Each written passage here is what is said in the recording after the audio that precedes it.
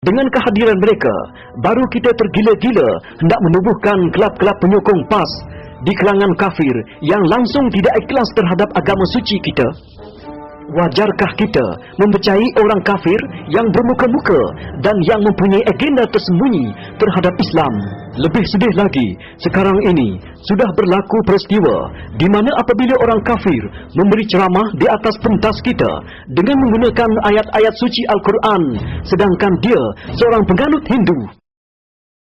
Ulama bernama Badrul Amin ini betul-betul ikut ajaran ini di dalam lokap, tuan-tuan. Ulama-ulama ditangkap. Ulama yang saya cukup sayang, salah seorang daripadanya adalah Ustaz Badrul Amin. Sanggup mengajar saya tentang kebaikan, tuan-tuan dan puan-puan. Ulama yang betul-betul ikut ajaran-ajaran Quran dan hadis, tuan-tuan dan puan-puan. La ikra'a fid-din, wa makaru wa makarallah, wallahu khairul makirin. Apa saja yang berlaku di dunia ini mesti berlaku, tuan-tuan dan puan-puan. Semua telah dirancang oleh Tuhan. Tuhan mau kita katakan kebenaran. Memang Tuhan merancang supaya kita ini semua bangun dengan sendirinya menentang pemerintah zalim. Jangan sesekali engkau, wahai Muhammad, terpedaya oleh usaha gerakan orang-orang yang kafir dalam negeri yang membawa keuntungan-keuntungan kepada mereka. Surah Ali Imran ayat 190. Kenapa Gopala Krishnan tidak masuk Islam? Mengapa PAS masih membela orang-orang begini yang secara jelasnya menghina Islam? Lebih malang lagi, PAS mengiktiraf Gopala Krishnan bila melantiknya menjadi ketua kelab penyokong PAS India. Tindakannya jelas mencemar Islam dan melaga-lagakan kita sesama Islam. Apakah motifnya? Sekarang terlalu ketara, ada tangan-tangan tersembunyi mencampuri urusan negara kita. Malaysia negara Islam yang masih belum terseret ke dalam kencah kekacauan dan keganasan.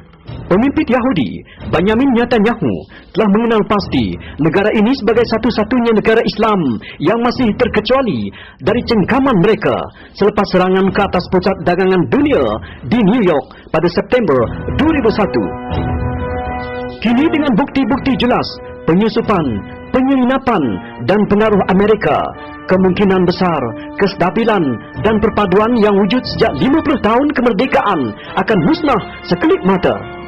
Sebelum kita terus terpesong, perlulah kita renung segala-galanya dengan mendalam. Islamkah yang penting atau politik yang penting? Yang mana satu yang kita perjuangkan?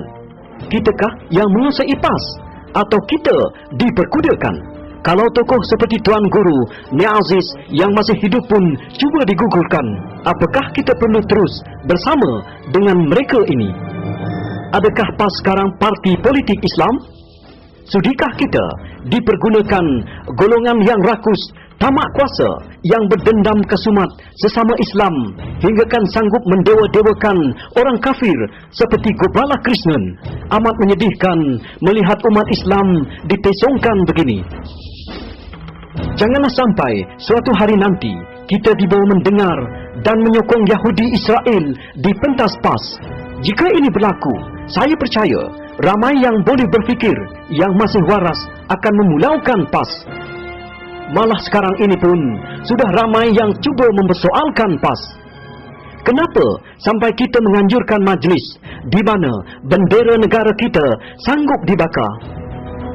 Walaupun tanah ini tetap kita yang punya.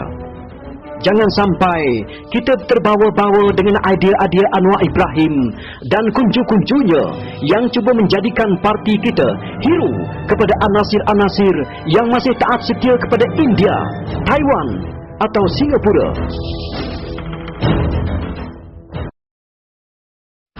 Tamil Nadu Chief Minister Karunanidhi will be pleased as support for India on the ethnic Tamil issue in Malaysia comes in from unexpected quarters. Anwar Ibrahim, the former Deputy Prime Minister of Malaysia, told NDTV that India is right in taking up the issue of ethnic Tamils. Prime Minister Manmohan's statement He's very cautious and couched in very diplomatic language, and but I think the message is quite clear that the Indians are not happy and want this to be resolved amicably. Saya pergi ke Mumbai, 8 stesen televisyen interview saya.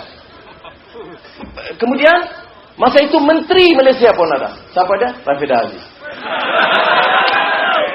Kemudian televisyen tak tanya dia. Paper dia tak ada keluar. Saya keluar paper banyak. Kemudian dia marah balik. Apa pasal? Dalam Islam, kita diharamkan daripada mengajak negara bukan Islam mencampuri urusan dalam negara kita yang sudah Islam. Apabila Anwar Ibrahim mengunjungi Tamil Nadu di India, memburuk-burukkan negara sendiri bersama pemimpin-pemimpin Hindu, itulah yang dilakukannya. Dalam kita mencari kebenaran, janganlah pula sampai kita kabur atau sesat. Mengajak pemimpin asing yang beragama Hindu mencampuri hal dalaman Malaysia pastinya bercanggah dengan ajaran Islam. Tahukah kita apa hukumnya dalam Islam? Mengapakah sekarang kita sanggup bercakap pasal kebajikan dan bukan mengenai Islam? Bukankah dalam Islam itu sudah ada kebajikan? Sungguh halus cara mereka menyesatkan kita. Renungilah firman Allah ini, semoga kita mendapat petunjuk daripadanya. Wahai orang-orang yang beriman, jika kamu mengikuti sebahagian dari satu puak dari Yahudi dan Nasrani, orang-orang yang memberi Alkitab, nescaya mereka akan mengembalikan kamu menjadi kafir sesudah kamu beriman. Surah Al-Imran ayat 100. Hai orang-orang yang beriman, janganlah kamu mengambil orang-orang Yahudi dan Nasrani itu sebagai kawan rapat, kerana setengah mereka menjadi kawan rapat kepada yang lain, Yahudi yang lain. Dan siapa di antara kamu yang menjadi teman rapatnya, maka sesungguhnya ia adalah dari kalangan mereka itu. Sesungguhnya Allah tidak akan memberi petunjuk kepada kaum yang zalim.